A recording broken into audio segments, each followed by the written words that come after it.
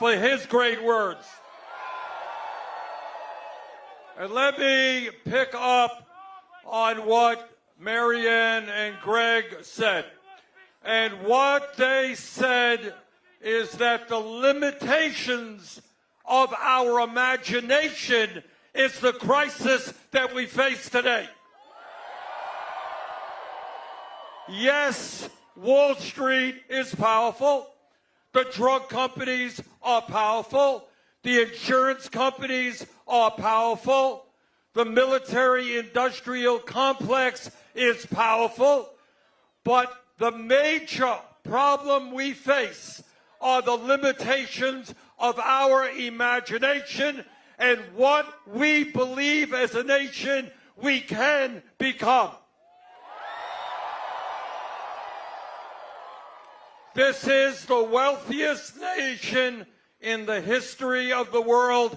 We should not have 500,000 people sleeping out on the streets of America tonight. This is the wealthiest country in the history of the world. Half of our people should not be working paycheck to paycheck. In America, we should not have a nation with more income and wealth inequality than almost any other country on earth. Today we stand firm and we say it is not acceptable that 3 people own more wealth than the bottom half of American society. In Texas, in Vermont, and all across this country, we got millions of people working 2 or 3 jobs to put food on the table. We got moms who cannot afford child care. We got kids who go to bed hungry. This is America. We will provide a good quality life for all of our people.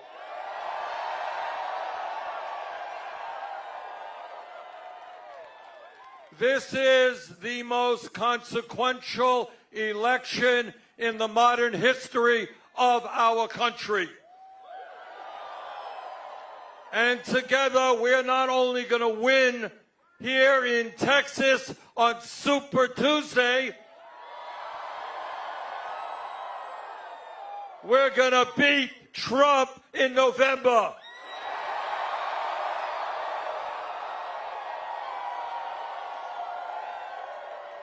We're going to beat Trump.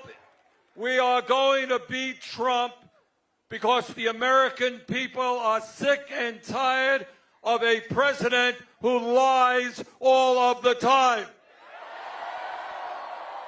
They are sick and tired of a corrupt administration. They are sick and tired of a president who apparently has never read the Constitution of the United States. They are sick and tired of a president who can't get along with anybody, even the people he appoints to his administration. And the American people, no matter what your political view may be, understand we cannot have a president who is a racist, who is a sexist, who is a homophobe, who is a xenophobe, who is a religious bigot, and those are some of his better qualities. What the American people know, that we need a president who brings us together, not divides us up.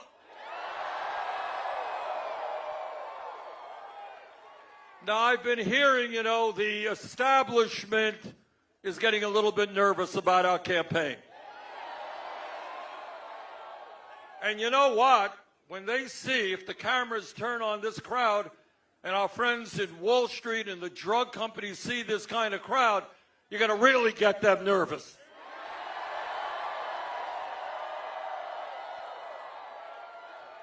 Because their nightmare, and that's what Greg was talking about, And that's what Marianne and others were talking about. Their nightmare is when they see, not only in Austin, but all over this country, millions of people standing up for decent wages,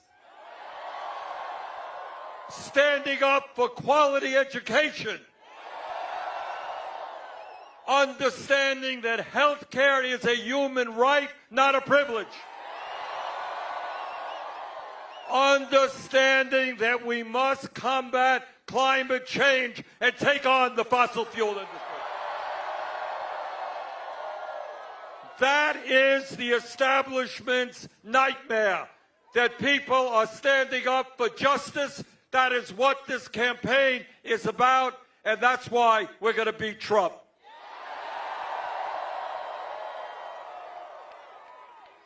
Well, the establishment says we can't beat Trump. Well, to my friends in the establishment, take a look at the polls today. We beat Trump nationally. We beat Trump in Michigan. We beat Trump in Wisconsin. We beat Trump in Pennsylvania. And you know what? We're going to beat him here in Texas.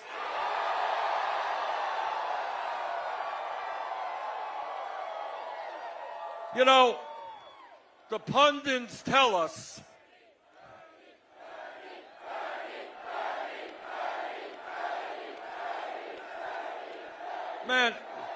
the pundits tell us that Texas is a conservative state.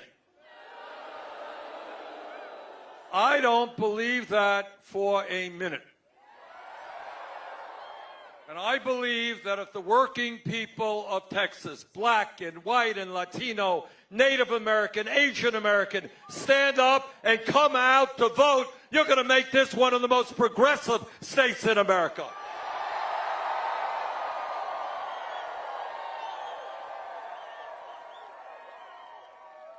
The reason that we are going to beat Trump is because we have the strongest grassroots movement of any campaign in modern American history. You know, we don't go to billionaires' homes to raise campaign funds. We don't have a super PAC. In our campaign, and everybody here should be proud of this because we're in this together. In our campaign, we have received more campaign contributions from more people than any candidate in the history of the United States.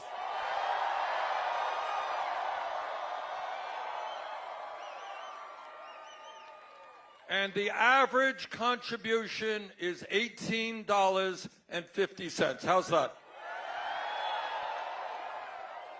The major profession that supports us, not Wall Street speculators, not the CEOs of the drug companies.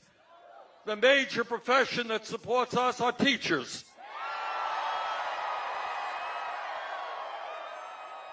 And we get enormous numbers of contributions from workers at Walmart, from workers at Amazon, people who are kicking in $10 or $20 a piece. And I appreciate that enormously. So let us be blunt. This is a campaign of the working class of America, by the working class of America, and for the working class of America. And as a son of the American working class, I could not be prouder. And as the son of an immigrant, I could not be prouder to be here with you today. We are not going to let Trump and his friends demonize immigrants in this country. Trump thinks that he's going to win re-election by dividing us up. We got bad news for him. We're going to win by bringing our people together. And we're going to win because we have an agenda that says to the corporate elite, that says to the 1%, that this country belongs to all of us, not a handful of billionaires. I am tired of seeing workers in Texas and all over this country work for starvation wages. You can't raise a family on $10 an hour or $12 an hour. And that is why we're going to raise that federal minimum wage to $15 an hour. It's why we are going to make sure that women receive equal pay for equal work. It is why we are going to make it easier for workers to join unions. It is why we're going to create millions of good-paying union jobs, rebuilding our crumbling infrastructure.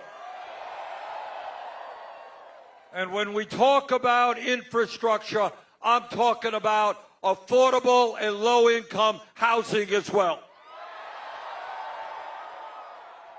Not only is it a disgrace that 500,000 people tonight will be living out on the streets, it is a disgrace that 18 million families are spending half of their income to put a roof over their heads. We're going to put people to work building 10 million units of affordable and low-income housing.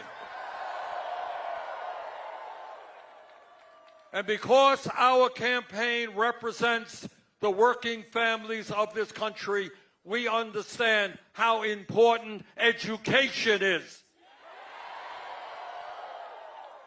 We are going to provide high-quality, affordable, universal child care for the working families of this country. We're going to triple funding for low-income Title I schools. All children deserve a high-quality public education, regardless of their zip code. And because we believe in education, we believe in teachers. And I hope that many of you out there who are in school right now will give thought to becoming a teacher. We need great teachers in this country. We need African American teachers. We need Latino teachers. We need teachers for special education. We need, as a nation, to understand that when we get our values right, nothing is more important than educating the kids of this country. And when we talk about education, it is not a radical idea. You know, I've been accused of these radical, extreme ideas. It is not a radical idea to say that everybody in this country who has the desire and the ability should be able to get a higher education regardless of the income of their family.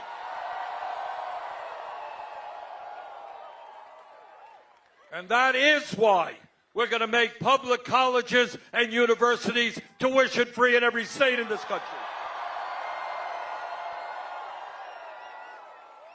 You know, 12 years ago, against my vote, Congress voted to bail out the crooks on Wall Street.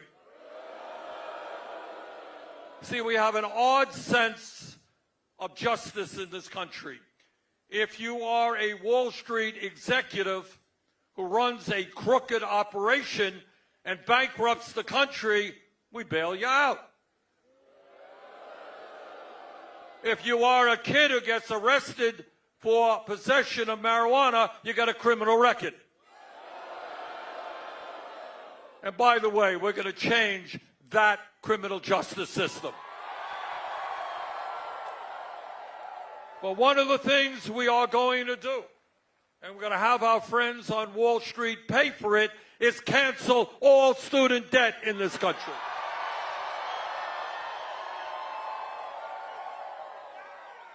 And I'll tell you what else we are going to do. We are going to end the international embarrassment of the United States of America being the only major country on earth not to guarantee health care to all people as a human right.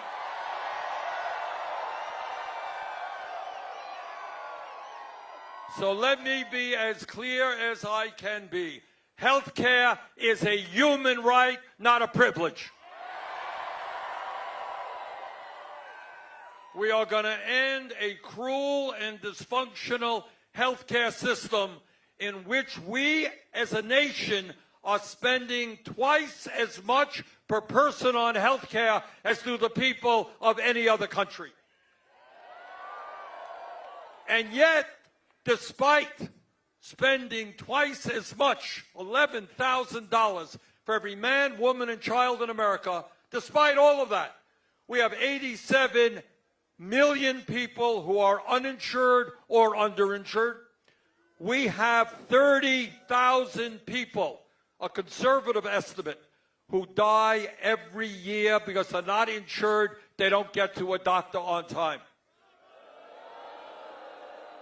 And because of the corruption of the pharmaceutical industry and the price fixing, we are paying by far the highest prices in the world for prescription drugs, in some cases 10 times more for the same drug sold in Canada or in Mexico.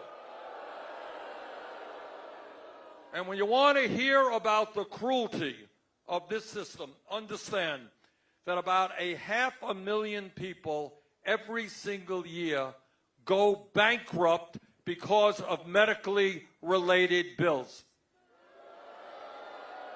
Can you imagine somebody struggling for their lives, dealing with cancer or heart disease or Alzheimer's, struggling to stay alive, and then they got to deal with the financial ruin of their family because they got sick? That is cruel, that is outrageous, and together we're going to end that type of system.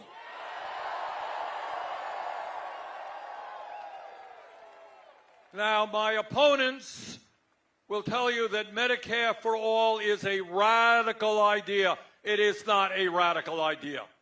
All we are doing is expanding the most popular health insurance program in America, which is Medicare, to every man, woman, and child in America over a 4-year period. That's it. And that means no more premiums for you or your employer. No more co-payments when you walk into a doctor's office. No more deductibles. What an insane concept a deductible is. We get rid of it. No more out-of-pocket expenses. And because we're going to take on the greed and corruption of the pharmaceutical industry and lower drug prices significantly, nobody on the Medicare for All will pay more than $200 a year for prescription drugs.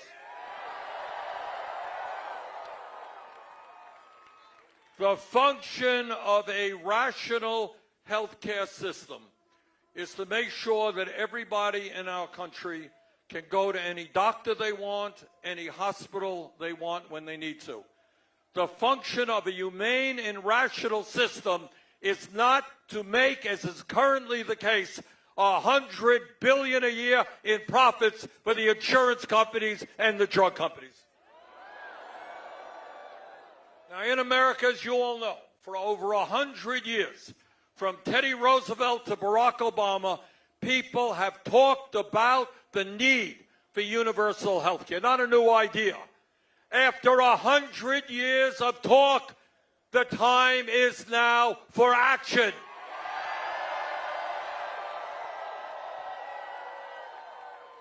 So today we say to the drug companies and the insurance companies, Whether you like it or not, we are going to pass a Medicare for all single-payer program.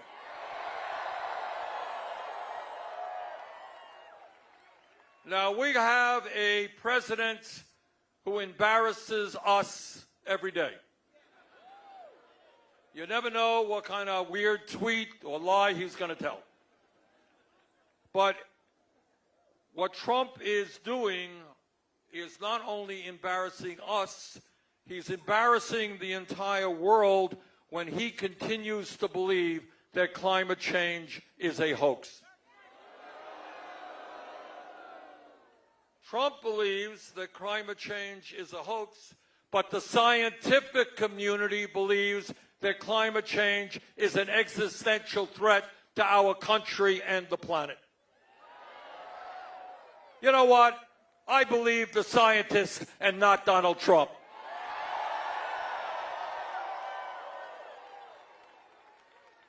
And I am very proud to tell you that our campaign has introduced the most sweeping and comprehensive climate change proposal ever introduced by any candidate for federal to office. This is a proposal based on the principles of the Green New Deal. And what that says is that we must transform our energy system away from fossil fuel to energy efficiency and sustainable energy. And what it says is that in that process, we can create up to 20 million good-paying union jobs. And what that says is that we have built in there many billions of dollars to protect those workers in the fossil fuel industry as we transition away from fossil fuel. Bottom line is, what the scientists are now telling us is that the problems of climate change are far more severe than they had previously perceived. Polar ice caps are melting at a faster rate. Oceans are warming. Oceans are rising at a faster rate than they had anticipated. Drought is moving faster all over the world than they had anticipated. Turn on the TV tonight and watch a beautiful country like Australia burn. What they are telling us is that there will be more and more extreme weather disturbances. You are familiar with that. Houston is familiar with that. Venice, Italy is familiar with that. What they are telling us is that at the end of this century, if we do not get our act together and the planet continues to warm, we're going to have hundreds of millions of climate refugees. People no longer able to stay in their communities because there is no clean water and because they can't grow any crops because of drought. We have a moral responsibility to make certain that the planet we leave our kids and future generations is a planet that is healthy and habitable.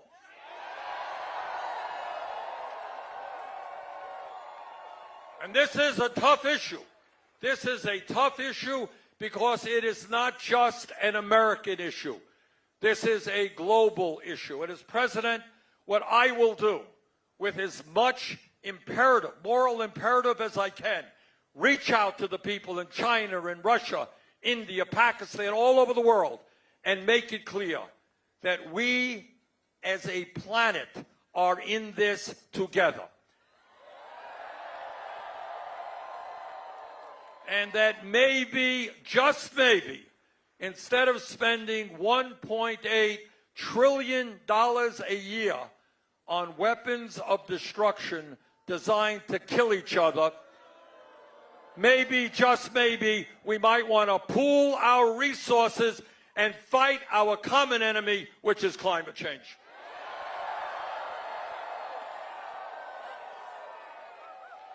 And when we talk about what we have got to do as a people, we have got to end a broken and racist criminal justice system. In the richest country on earth, we should not have more people in jail than any other country. What we are going to do as an administration is invest in our young people in jobs and education, not more jails and incarceration.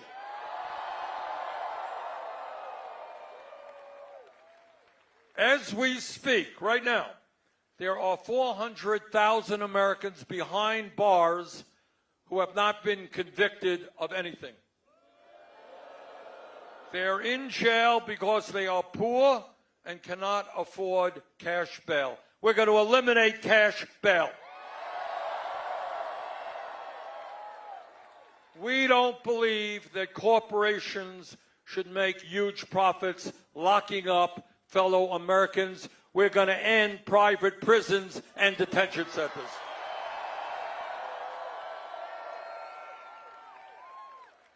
And, brothers and sisters, we're going to end the war on drugs.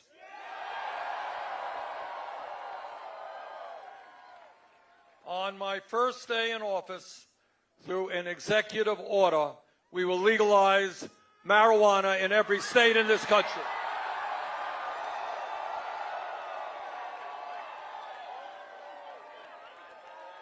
And we will expunge the records of those arrested for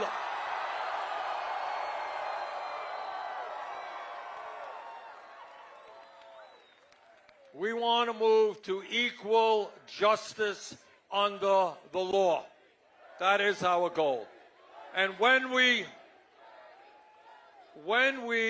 talk about justice, and when we talk about decency, and we talk about humanity, we must end a broken and racist immigration system.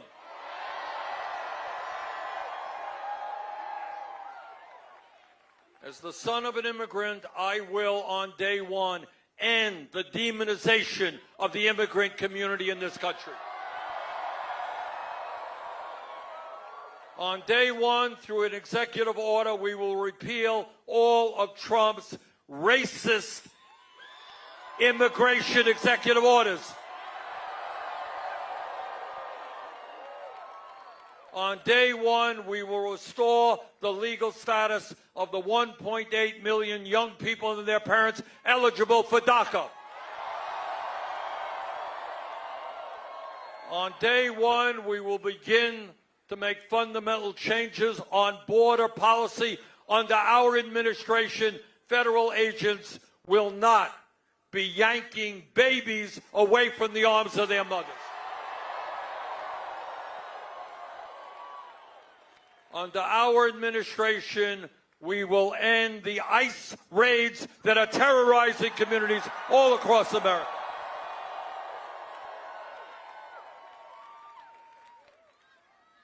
But it is not just immigration that we have to deal with. We have to deal with another issue that is something that horrifies people in Texas and Vermont and all over this country. We are tired of the level of gun violence that we see.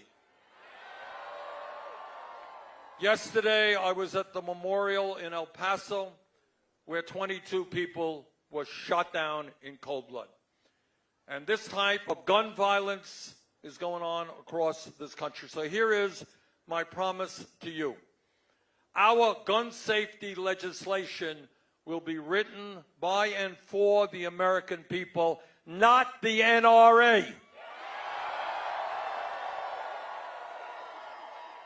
We will have universal background checks. We will end the gun show loophole. And we will do what the American people want, and that is ban the sale and distribution of assault weapons in this country.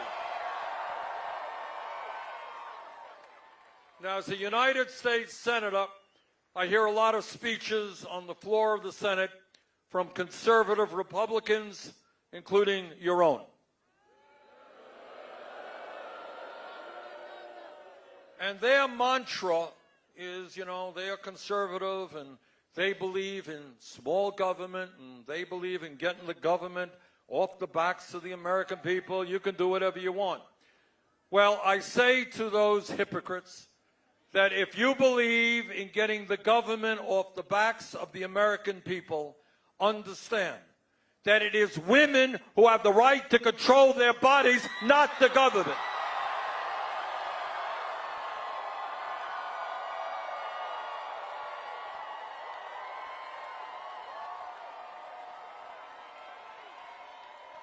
So my promise to you is I will never nominate anybody to the Supreme Court or the federal bench who is not 100% pro Roe v. Wade. We will codify and put into law Roe v. Wade. And we will expand funding for Planned Parenthood.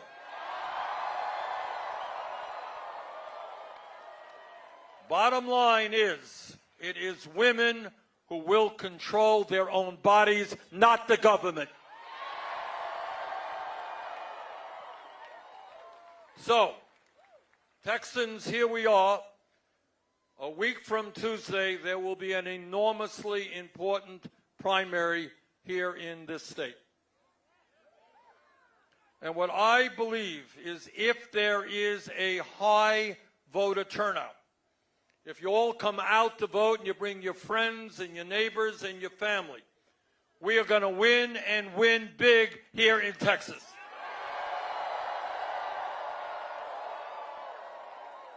And I have absolute confidence. I am seeing it right here in front of me. I saw it in San Antonio. I saw it in El Paso. I am seeing the working families of Texas stand up and say, no, we're not going to have Trump for another term.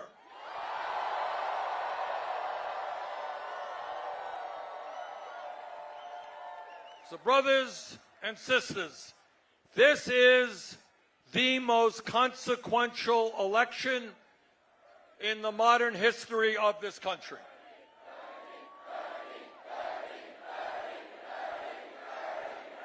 Well, you know, I am a U.S. Senator, and I got a big ego, and I appreciate the Bernie. But it ain't Bernie, it is us.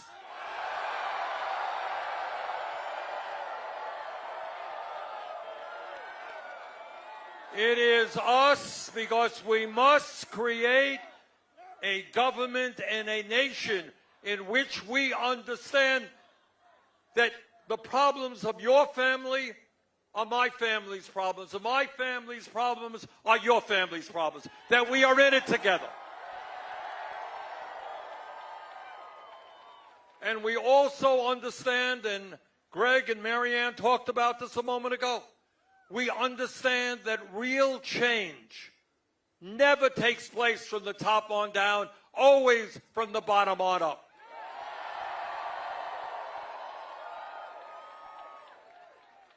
Nelson Mandela said something very profound. He said, everything seems impossible until it happens. Well, we're going to make it happen. We are going to raise the minimum wage to a living wage. We're going to make sure that all of our people have good quality education without going deeply into debt.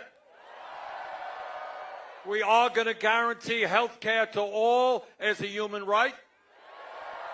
We are going to see this great country lead the world in tackling climate change. Now, you know, as a United States Senator, I deal with the corporate elite all of the time. And I would be lying to you if I did not tell you that Wall Street and the drug companies and the insurance companies and the fossil fuel industry and the military industrial complex and the prison industrial complex, These are powerful people. They have endless amounts of money. They own the media. They control our economy. They have enormous influence over the political process in America. That's the truth. But at the end of the day, the 1% is 1%.